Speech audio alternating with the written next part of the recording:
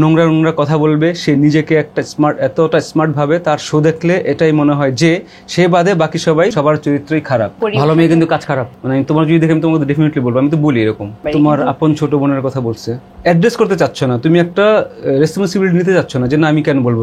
এই মেয়েটা তার অনুষ্ঠানের প্রতি পর্বে অতিথিদের জিজ্ঞেস করে যে আপনার কি সুগার ডিডি বা সুগার মামি আছে কিনা। আরো অনেক হাবিজাবি প্রশ্ন করে যা খুবই কুরুচিপূর্ণ। কথা বলার স্বাধীনতা আছে মানে আপনি যা তা বলতে পারেন না। একটা সাংবাদিক কিছুই জানে না, আন্দাজে একটা কিছু কাউকে নামকে রিউমার ছাপাই দিছে। আমি যদি আমার বয়ফ্রেন্ডকে নিয়ে পোস্ট করি ছবি ফেসবুকে, he is my boyfriend, we are dating, তখন এটা নিয়ে যদি কেউ কথা বলে তখন আমি আর বলতে পারি না। আমরা পাবলিকরাই ওনাকে উস্কে দিয়েছি আরো কন্টেন্ট করতে। তোমাকে বলে টাকা দিলে তুমি যাতা বলে ফেলবা, এটা কি ধরনের প্রতিষ্ঠানের দায়িত্ব এখানে নাই। আপু আপনাকে একটু 18+ কোশ্চেন করতে হবে। আপু ওই শোটা দেখছেন? একটু এরকম ভাইরাল কন্টেন্ট চাচ্ছিলাম।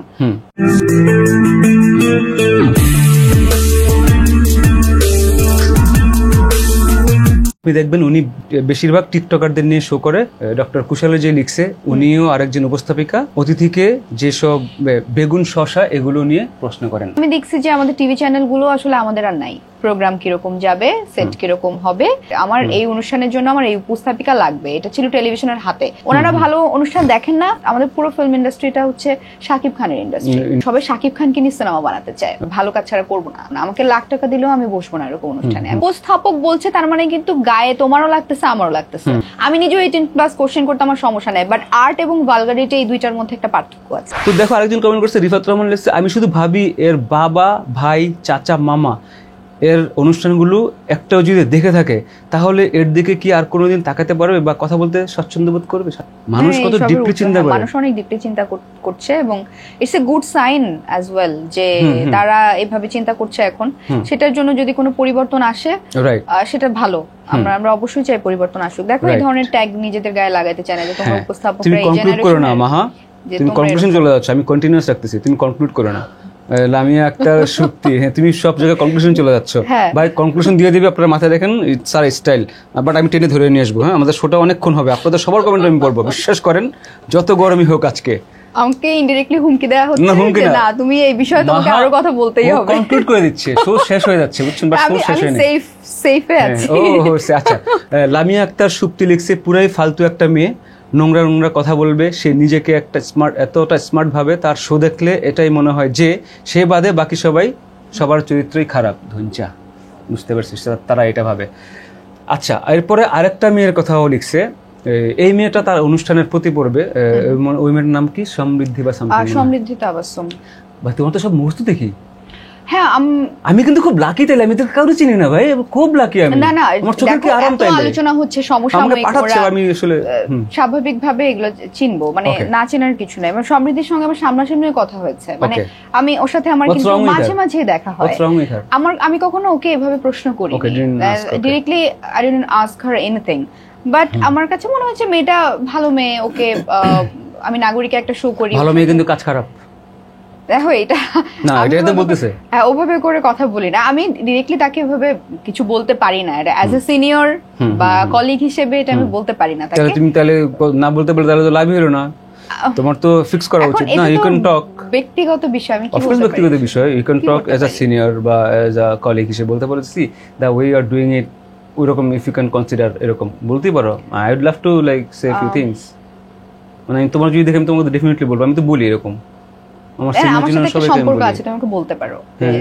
হ্যাঁ অফ কোর্স, আমরা চিনি সবাই, দেখা হলে বলতে পারো। ব্যক্তিগত বিষয়ে আমরা কথা বলতে পারি। তোমার আপন ছোট বোনের কথা বলছে, সমৃদ্ধির কথা বলছে, ডক্টর কুশল লিখছে, এই মেয়েটা শোনো না, এই মেয়েটা তার অনুষ্ঠানের তুমি অ্যাড্রেস করতে চাচ্ছ না, তুমি একটা রেসপন্সিবিলিটি নিতে চাচ্ছ না যে না আমি কেন বলবো, এটা তো পার্সোনাল ব্যাপার। তুমি তো এখানে কথা বলছো, তো ডিরেক্ট বলতে পারতো তুমি, তাই না? ডিরেক্ট কথা বলতে পারতো। আমাকে উল্টা অ্যাটাক করবে যে আপনার কি সমস্যা, আপনি কি নিজে ভাইরাল হতে চান? না আমি সেটা বলি না, আমি জেলাস। তোমার সাথে দেখা হয়েছে বললো না, হ্যাঁ হয়েছে, টক ফর আ মিনিট, সেটা বললাম যে ভাই কি প্রবলেম তোমার, হইছে কি তোমার? মঞ্জু ভাই এটা তোমরা বলতে পারো, বিকজ তোমরা এরকম, তোমরা এটা অ্যাড্রেস করো। ওকে যাই, আমরা ওই লেখাটা পড়ি। হ্যাঁ এই মেয়েটা তার অনুষ্ঠানের, এটা কাকে নিয়ে কথা বলতেছি? খুব সুন্দর সমৃদ্ধিকে নিয়ে বলেছে। হ্যাঁ ওর ছবি দেওয়া আছে, সম্ভবত না ওকে নিয়ে ছবি দিয়েই করছে পোস্ট। এই মেয়েটা তার অনুষ্ঠানের প্রতি পর্বে অতিথিদের জিজ্ঞেস করে যে আপনার কি সুগার ডিডি বা সুগার মামি আছে কিনা। আরও অনেক হাবিজাবি প্রশ্ন করে যা খুবই কুরুচিপূর্ণ। এটা কী ধরনের উপস্থাপনা আমার জানা নেই। সুগার ডেডি নামে প্রফেশনাল প্রস্টিটিউশনকে খুব সূক্ষ্মভাবে আমাদের সমাজে প্রমোট করা হচ্ছে। কথা বলার স্বাধীনতা আছে মানে আপনি যা তা বলতে পারেন না। আমাদের দেশের মানুষদের কিছু পারিবারিক মূল্যবোধ আছে। আমাদের সন্তানদের আমরা সুস্থ একটা সমাজে মানুষ করতে চাই। মিডিয়াতে যারা কাজ করেন, ব্যক্তিগত জীবনে তারা যাই করুন না কেন, এই সমাজের প্রতি তাদের দায়বদ্ধতা থাকা উচিত। What do you think about it? Of course দায়বদ্ধতা আছে আমাদের শিল্পীদের। সবসময় একটা কথা বলা হয় যে ব্যক্তিগত জীবন শিল্পীদের ব্যক্তিগত থাকুক, এটা নিয়ে কেন কথা বলা হয়? ওয়েল, ব্যক্তিগত জীবন তুমি যখন সোশ্যাল মিডিয়াতে আনতেছো তখন দে উইল টক।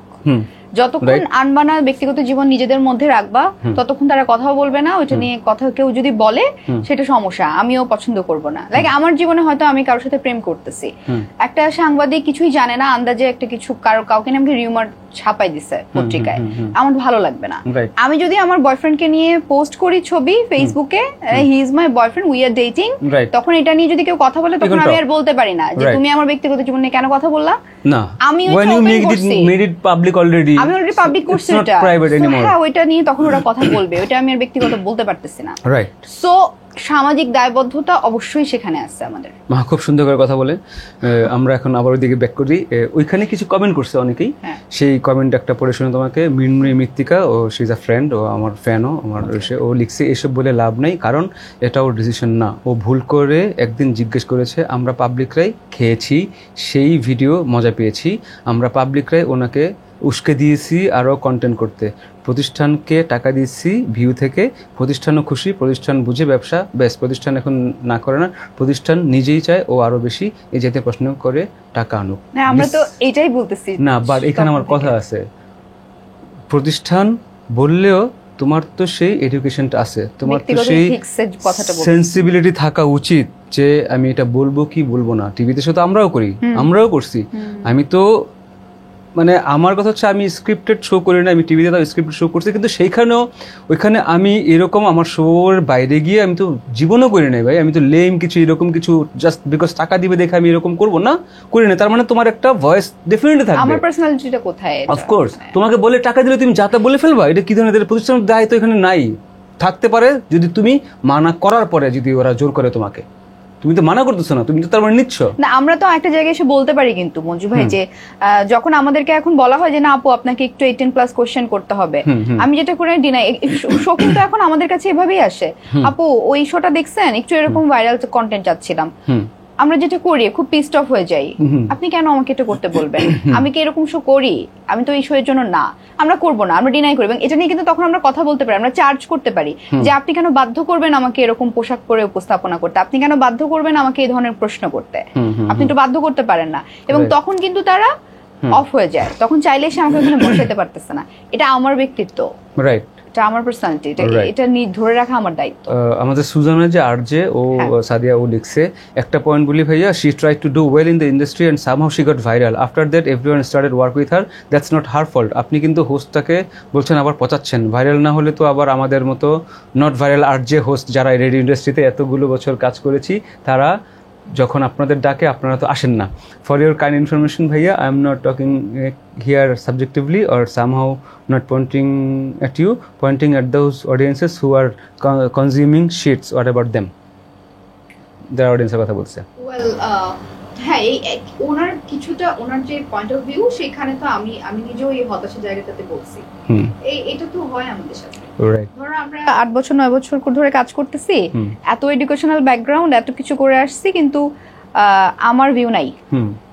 সো এটা তো আমার একটা খারাপ লাগার জায়গা যে আমি ভালো অনুষ্ঠান করি, আমার অনুষ্ঠান দেখতেছে না, আমার কন্টেন্ট দেখছে না, আমাকে ওই ভ্যালুটা করা হচ্ছে না। প্রবলেমটা কোথায়? মানে তাহলে আমি কাকে দোষ দিব? দোষটা কার? আমি এথিক্স ধরে রেখে লাভটা কি? ভিউয়ার্স যারা দোষ ও দিচ্ছে আমি দিচ্ছি না। হ্যাঁ, আপনারা তো আমার শো দেখেন, আমার ভালো লাগে না। I understand that. Okay, Rasel Ahmed লিখছে এদেরকে কিছু বললে সচেতন মহল বলবে নারীর অধিকার হরণ করা হচ্ছে। রাসেল ভাইয়ের মনে হয় নারীদের উপর অনেক রাগ, রাইট, ওরকম বলছে। উনি অনেক ক্ষেপে আছে কোনো কারণে। একজন লিখছে একদম ফালতু একটা উপস্থাপিকা।